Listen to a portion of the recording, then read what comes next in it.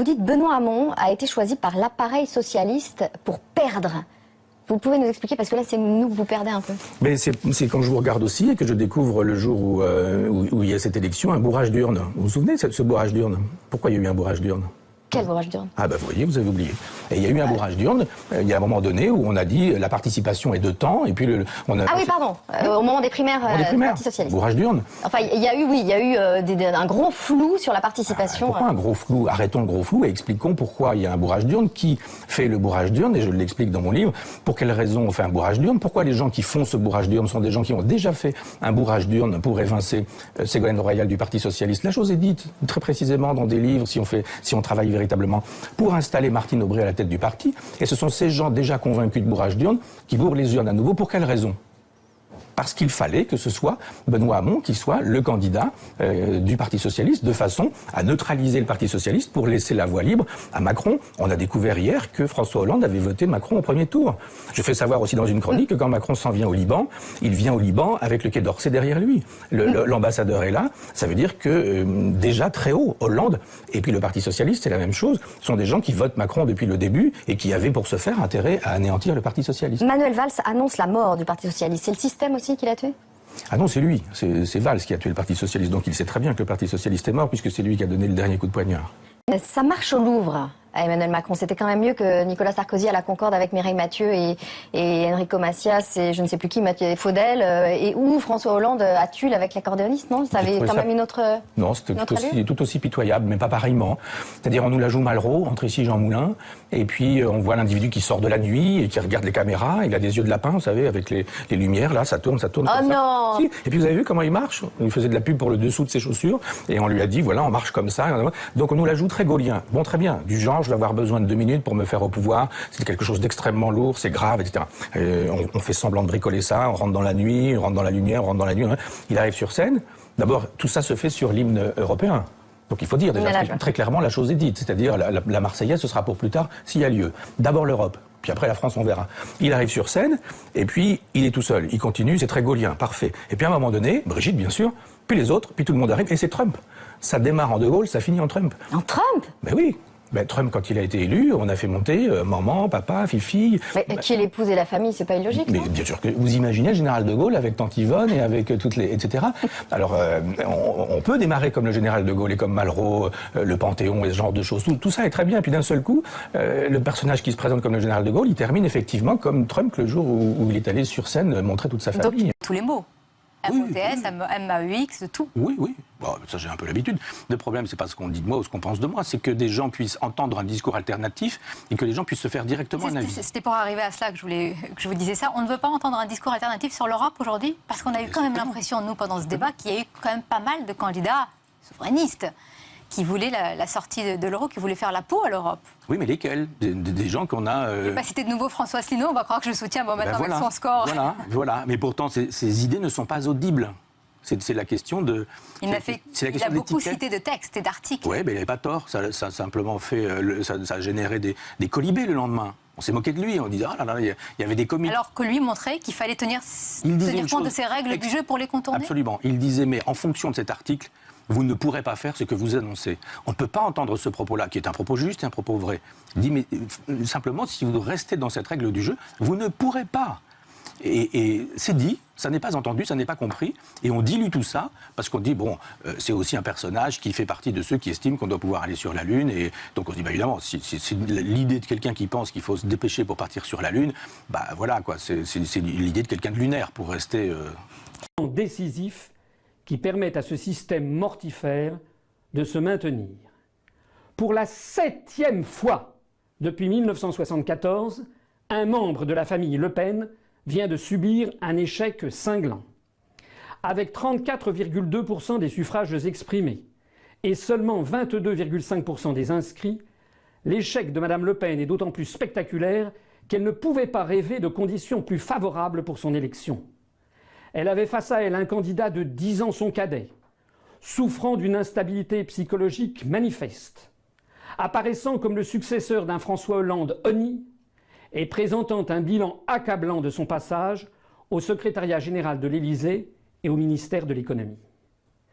Alors qu'elle ne pouvait rêver d'avoir de meilleures cartes en main, Madame Le Pen s'est sabordée, notamment en menant un débat télévisé grotesque où elle est apparue par son comportement outrancier et par son incompétence notoire comme encore plus indigne de la fonction que son contradicteur.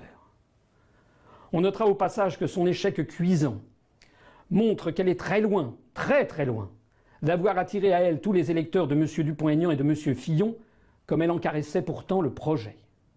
Le nombre d'électeurs de Mme Le Pen, de l'ordre de 10 500 000, est très inférieur au nombre de ceux qui ont préféré l'abstention, le vote blanc et le vote nul, de l'ordre de 16 millions.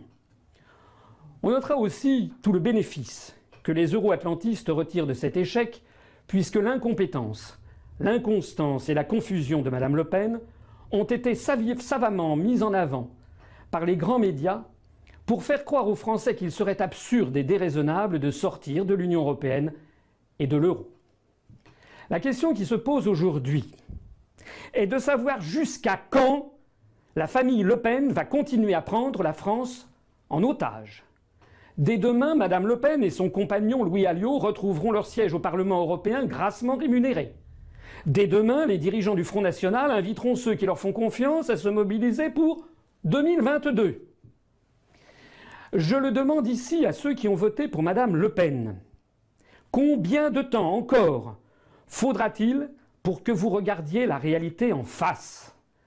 Après l'échec de M. Le Pen en 1988, le Front National vous avait assuré que la victoire serait pour 1995. Après l'échec de M. Le Pen en 1995, le Front National vous avait assuré que la victoire serait pour 2002. Après l'échec de M. Le Pen en 2002, le Front National vous avait assuré que la victoire serait pour 2007. Après l'échec de M. Le Pen en 2007, le Front National vous avait assuré que la victoire serait pour 2012. Après l'échec de Mme Le Pen en 2012, le Front National vous avait assuré que la victoire serait pour 2017. Et aujourd'hui, attendez-vous le 8e échec en 2022 pour comprendre. Attendez-vous le 9e échec en 2027. Attendez-vous le 10e échec en 2032. Si la famille Le Pen voulait vraiment la survie de la France et le bien des Français, elle devrait avoir la décence de se retirer de la vie politique et de dissoudre le Front National qui bloque toute évolution de notre vie politique depuis un demi-siècle. Le nom même de Le Pen fait tellement horreur à plus des 3/4 des électeurs inscrits que Mme Le Pen avait d'ailleurs fait campagne sur son seul prénom. Bien entendu, je n'ai aucune illusion sur le fait que cette famille refusera de se retirer puisque sa présence en politique lui a permis d'empocher des millions et des millions d'euros de fonds publics depuis plusieurs décennies. C'est la raison pour laquelle j'appelle tous les électeurs qui se sont laissés entraîner dans cette impasse à se ressaisir et à comprendre enfin que le Front National n'est outrageusement promu par les médias que pour permettre au système de se maintenir. Gloire à Asselineau. Oui, j'ai regardé un petit peu et bien sûr que ça m'a intéressé. Je me suis dit, on a chez ce monsieur quelque chose d'intéressant puisque lui, il était capable très précisément, et il s'est même fait un peu ridiculiser avec cette aventure, de nous dire que on ne pouvait pas faire de politique parce qu'il donnait des articles. Et c'était très intéressant. Ça, c'était très intéressant d'avoir un personnage qui nous disait très précisément « on ne pourra pas parce que cet article nous l'interdit ».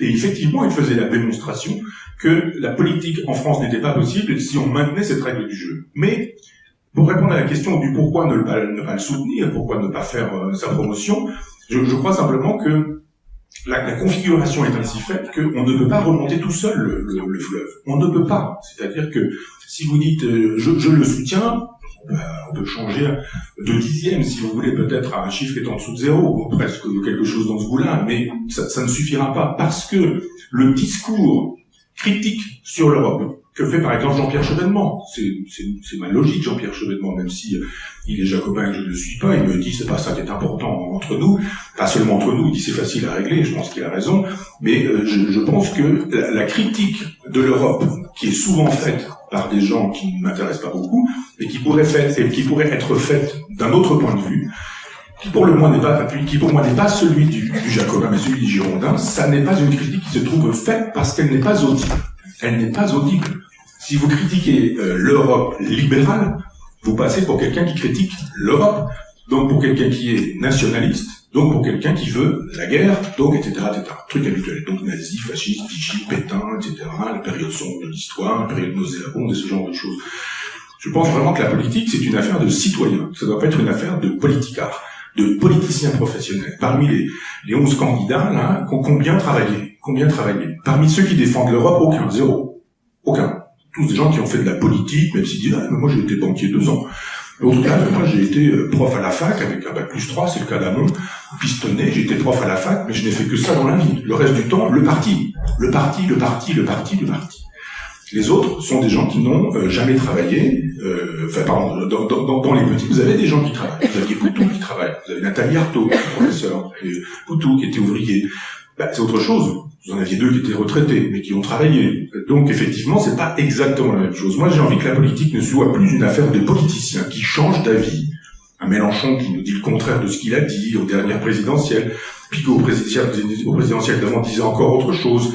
Et c'est ça la politique, alors que les vraies questions, c'était celles qu'effectivement Asselineau posait, en disant que proposez-vous de faire, puisque la règle du jeu vous interdit de le faire, que proposez-vous de faire avec cette règle du jeu?